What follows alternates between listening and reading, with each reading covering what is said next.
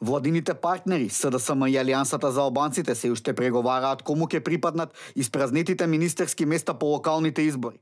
Како што дознава ТВ Нова, СДСМ е сериозен во намерите да го добие Министерството за здравство, кое првично беше планирано повторно за Алијансата за албанците, откако Арбен Таравари стана градоначалник на Гостивар. Но сега работите се променети и СДСМ бара да има свој министер за здравство. На последната средба помеѓу Заев и лидерот на Алијансата Зијадин Села станало збор за таква комбинација. Ова пред неколку дена го навести премиерот Заев, кој рече дека на Алијансата за албанците и било понудено Министерството за здравство само заради Арбен Таравари, кој бил прифатлив за лекарската фела.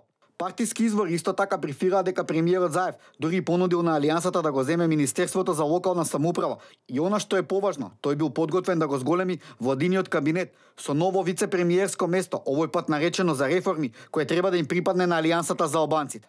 Во Алијансата за албанците се уште размислуваат за оваа понуда на СДСМ и велат дека би прифатиле само доколку СДСМ се искрени во намерата тие покрај министерско да добијат и вице-премиерско место. Но прашање колку на тоа би се согласиле во ДУИ, кој треба да изгуби едно министерство.